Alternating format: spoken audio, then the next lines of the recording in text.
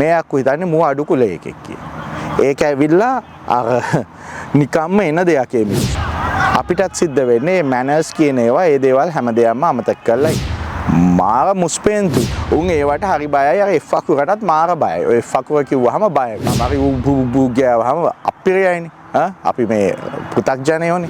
ඒ වගේ එකක්. එතකොට ඉතින් අර අනිත් එකා ගැන හිතන කතන්දරයක් කොහොමත් උන් ඉගෙන ගන්න නෑ පොඩි කාලේ. දැන් මයින් කට්ටිය අහලා තිබුණ එකක් තමයි මේ වගේ මිනිස්සේ බොස් වුණොත් එහෙම මොකද කරන්නේ? අද අමුයම කතා කරන්නේ අපේ රටේ අල්ලපු රට ಭಾರತ දේශය ඉන්දියාව. ඉතින් ඒකේ වැසියන්ගෙන් අපේ ලාංකිකයන්ට සිද්ධ වෙන පජාත වැඩ සහ තියෙන පජාත ගතිගුණ ඒ වගේම ඒවට මුහුණ දෙන්නේ කොහොමද? ඊටත් වඩා ඇත්තටම ඇයි එහෙම වෙලා තියෙන්නේ? එතකොට මේ මිනිස්සුන්ට එහෙම තත්ත්වයක් ඇති වෙලා තියෙන මේ මිනිස්සුන්ගේ ඇත්ත ස්වરૂපය තේරුම් ගත්තාම මේ මිනිස්සු එක්ක ඩීල් වෙන්න හරිම ලේසි. මේක මේ හුඟක් දෙනෙක් කරලා තිබුණ ඉල්ලීමක් ඇත්තටම. ඉතින් අපි සාමාන්‍යයෙන් බටහිර රටවල් වල ජීවත් වෙනකොට පිට රටවල් වල ජීවත් වෙනකොට මේ මිනිස්සු එක්ක කොහොමද ඩීල් වෙන්නේ? ඒ වගේම ඔෆිස් එන්වයරන්මන්ට් එක විශේෂයෙන්ම කට්ටිය අහලා තිබුණා ඔෆිස් එන්වයරන්මන්ට් එක මෙහෙම කෙනෙක් Tamanට උඩ ඉන්න Tamanගේ බොස් කෙනෙක් වුණොත් කොහොමද ඩීල් කරන්නේ කියලා ඒ ගැන අපි කතා කරමුද ටක් ගා. ඉතින් කොහොමද හැමෝම සාදරයෙන් පිළිගන්නවා යකාගේ කතා channel එකට. යකාගේ කතා කියන්නේ ඉතින් හැමදේම අමුයෙන් කතා කරන තැන. එතකොට ඔය ඉන්දියාව කියන රට ඇවිල්ලා කර්මකාර රට. දැන් ඉතින් කට්ටිය සමහර අය තරහයි. ඒකේ තියෙන නිෂ්පාදන ඒකේ ඉන්න බිලියනපතියෝ දල දේශීය නිෂ්පාදනය ලෝකයේ දෙවනියද තුන්වෙනියටද කීයටද බලවත් ආර්ථිකය ඕවා මේවා සංඛ්‍යා ලේඛන ස්ටැටිස්ටික්ස් ඔය කතන්දර නෙමෙයි. ඕවා ඉතින් බලලා ආතල් ගන්න පුළුවන් කට්ටියට ඒක ඇතුළට ගිය අය දන්නවා ඒ බොහෝ තැන් මිහිපිට අපායන් වගේ මිනිස්සු ජීවත් වෙන්නේ තමු පජාත ජීවිත බොහෝ ප්‍රමාණයක් දැන්ටත් මිලියන 40කට විතර වැසිකිලි පහසුකම් නැහැ. පාරවල් වල මේ ක්‍රියාව කරන්න කියලා ඒගොල්ලන්ට ඉගන්වුවා කියන්නේ මහත්මා ගාන්ධි සුද්දන්ට එපා කරවන්න රට. අද ඒ කතන්දර වලට යන්නේ නැහැ. මහත්මා ගාන්ධි කියන්නේ මාර ඩයල් එකක් තමයි. ඒක වෙන දවසක් කතා කරමු. ඉතින් ටට්ටක් ගාලා කතා කරන්නේ අර දැන් අපි කතා කරන වීඩියෝස් කිහිපයකින් එක දේවල් එම්පති කියන එක දෝරේ ගලා ගියොත් වෙන දේවල් මේ ඇත්ත ජීවිතේ කොහොමද දේවල් කරගන්නේ කියලා. ඒකම සම්බන්ධ කරලා තමයි මේ කතන්දර යන්නේ. මේ මිනිස්සුන්ව තේරුම් ගන්නවා කියන්නේ අර එම්පති එක දෙන්නේ නැහැ. ඉතින් එම්පති කියන එක දෝරේ ගලාගෙන යන්න දෙන්න එපා. ඒ කියන්නේ මේ මිනිස්සු මෙහෙම වෙලා තියෙන හිමයි ආරෝමයක් කියලා. එතකොට ඒ ඉන්දියාවේ ඉන්න මිනිස්සුන්ගේ තියෙන්නේ පුදුම පජාත ගතිගුණ බහුතරයක් කියන්නේ බහුතරයක්. විශේෂයෙන්ම දකුණු ආසියාවේ අපේ වගේ රටවල් වල මිනිස්සු දැක්කහම අපි හරියට රියැක්ට් කරේ නැත්තම් මේ මිනිස්සු එනවා අර කරේ නගින්න කියන කතන්දරේ. ඒ කියන්නේ මේ මිනිස්සුන්ව පුරුදු කරලා තියෙන්නේ, එහෙම මේ මිනිස්සුන්ව හදලා තියෙන්නේ, එහෙම මේ මිනිස්සුන්ව උගන්වලා තියෙන්නේ, එහෙම මේ මිනිස්සු අදහන එක ආගම් වලින් උගන්වලා තියෙන්නේ එහෙම. ඉතින් අර හැමදාම කියන වගේ හොඳ මිනිස්සු ඇති. හොඳ මිනිස්සු ගැන කතා කරලා වැඩක් නැහැ නේ. ඉන්න නරක මිනිස්සුන්ගෙන් තමයි හානිය වෙන්නේ. හරිනේ. පළවෙනි කතන්දරේ තමයි ඉන්දියාව කියන්නේ කුලවාදය මහා විශාල විදියට තියෙන රටක්. අදටත් තියෙනවා මහා විශාල විදියට තියෙනවා. කුල ගෝත්‍ර මම හිතන්නේ මන් දන්නේ නැහැ 10 ගාණක් තියෙනවා. ආගනුත් තියෙනවලුනේ 200 ගාණක්ද කීයක්ද ජාතීන් ඉන්නවා ඒක අච්චාහුව. එතකොට ඔය රටේ කතන්දරේ කියන්නේ මේකත් මට ඕස්ට්‍රේලියාවට ආවට පස්සේ තමයි මේක දැනගත්තේ. මම හිතන්නේ මම කලින් වීඩියෝ එකක් කියලා තියෙනවා. එතකොට මම දැන් මේක ලොකු වැල්වටාරන් කියන්න ඕනේ නැහැ. මම කෙලින්ම කතාවට යනවා නම් ඕගොල්ලන්ට පිටරට ඉන්න අය දන්නවා ඉන්දියාවේ මිනිස්සෙකුට ඒ රීජන් එකේ අනිත් මිනිස්සු ගත්තත් එහෙම වෙන්න පුළුවන්. ඉන්දියාවේ මිනිස්සෙකුට විශේෂයෙන්ම ඕගොල්ලන්ට අත්දැකීම් ඇති. ඔන්න අත්දැකීම් තියෙන අය කමෙන්ට් කරන්න. හොඳට කටපුරා hina වෙලා හොඳට මැනර්ස් ඇතුව ග්‍රීට් කරලා ලස්සන්ට හොඳට කතා කරොත් හොඳට සැලකුවොත් මේ මිනිහා ඊළඟ දවසේ ඉඳන් එනවනේ ගොරවන්න. එහෙම නැත්නම් අඩු ගානේ hina වෙන්නේ නැතුව හරි ඉන්නවනේ. ඔහොම කතන්දරයක් කරනවා. 99%ම ඔහොම තමයි කතන්දර. ඉතින් ඇයි එහෙම වෙන්නේ? එහෙම වෙන්නේ මොකද?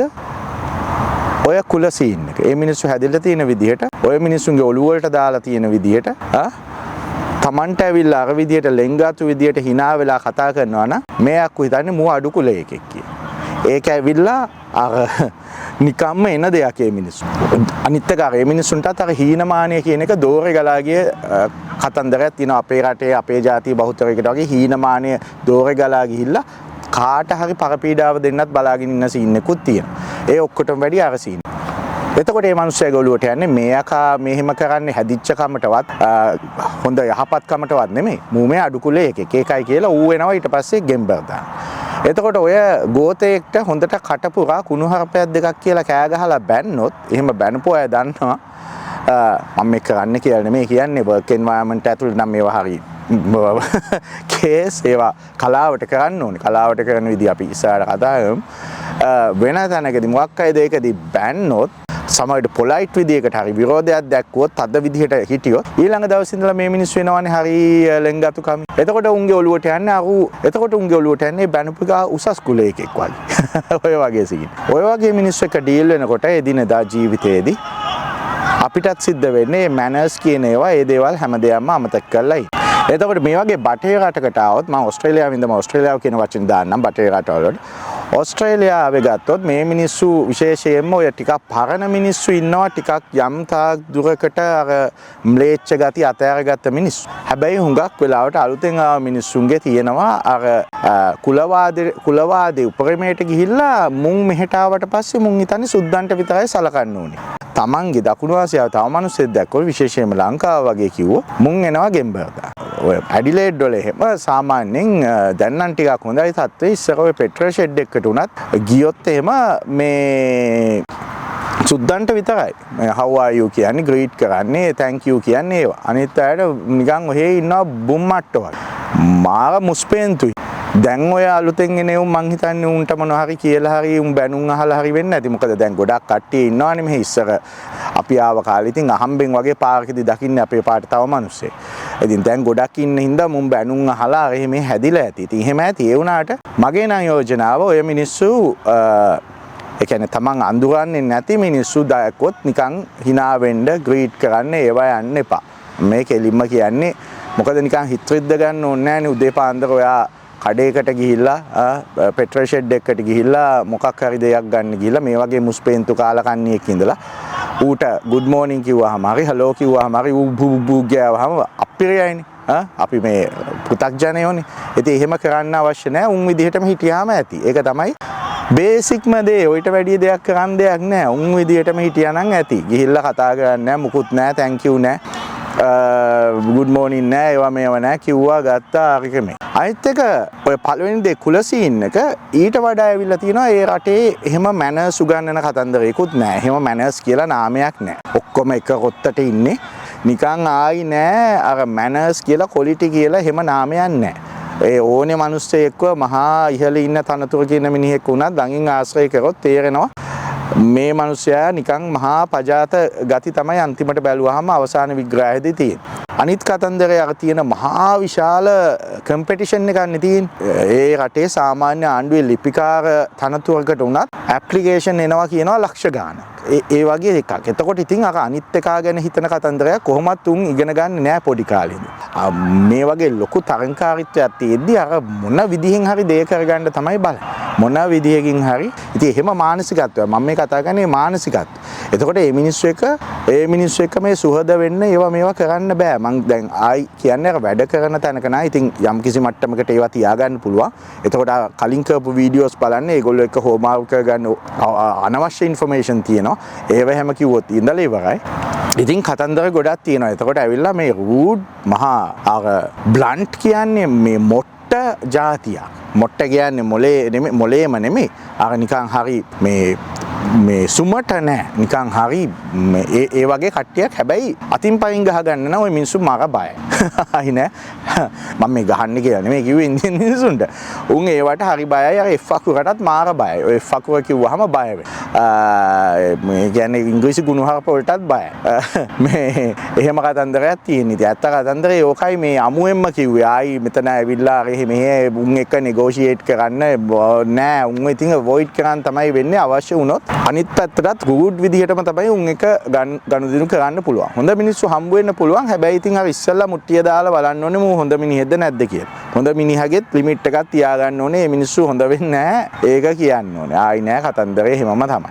මොකද මම මේ කිව්වේ අත්දැකීම් ඇති ඕනේ තරම් නිකන් කවා ගන්න ඕනේ නැහැ විශේෂයෙන්.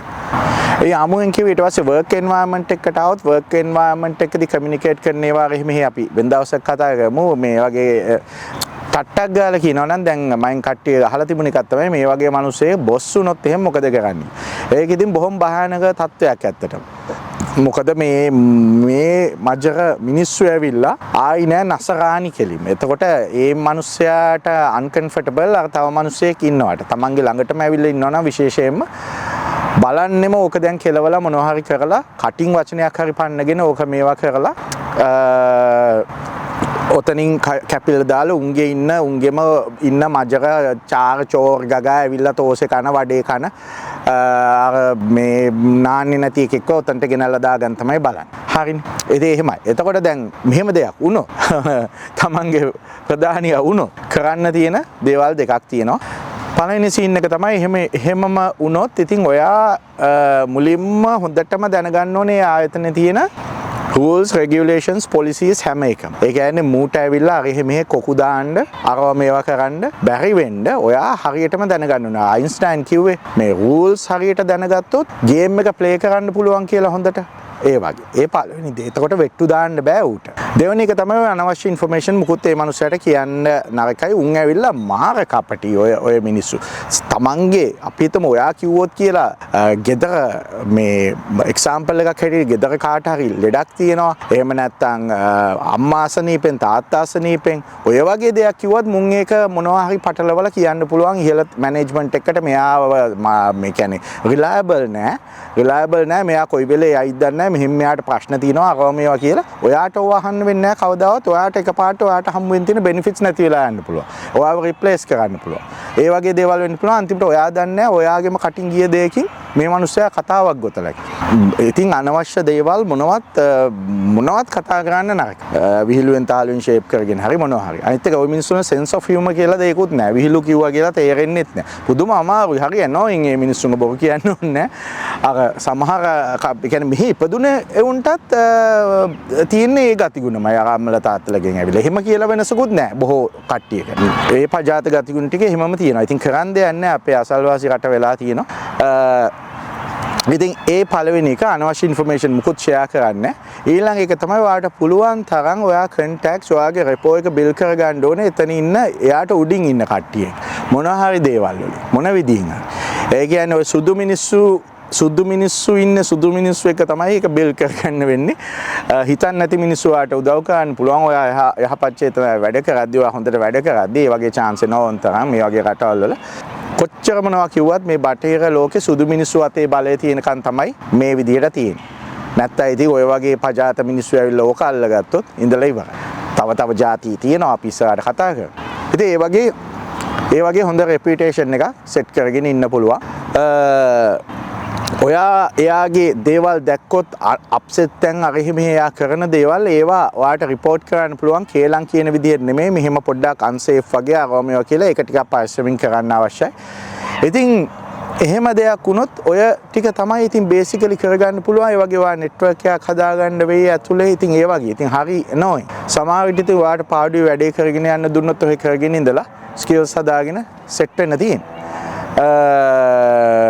මෝ පොඩ්ඩක්වත් ට්‍රස්ට් කරන්න පුළුවන් මිනිස්සු නෙමෙයි. විශේෂයෙන්ම තමන්ට ස්ටෙප් එකක් උඩින් හිටියොත් එහෙම තව භයානකයි. තමන් ඒ කියන්නේ එයාක උඩින්ම ඉඳලා ඔයා ගොඩක් පල්ලෙහා නම් ඉන්නේ. එතකොට ඉතින් අවුලන්නේ. දෙවනි කතන්දරේ තමයි ඉතින් වෙන ජොබ් එකක් හොයාගන්න එක. වෙන තැනක් හොයාගන්න එක. ඔයා ස්කිල්ස් හදාගෙන එක්ස්පීරියන්ස් හදාගෙන ඒකෙම ඉන්න වෙන කෙනෙක්ගෙන් එහෙම නැත්නම් ඒ මනුස්සයාට උඩින් ඉන්න කෙනෙක්ගෙන් හොඳට රෙෆරන්ස් අරගෙන ඒක තමයි හොඳම සීන්. ඉතින් බලමු ඉස්සරහට මොකද වෙන්නේ කියලා දැන් ලෝකෙත් ටර්න් වෙගෙන යන්නේ. ඉතින් ඔය මිනිස්සු එක්ක ගනුදෙනු කරනවා නම් ඕක තමයි කතන්දරේ.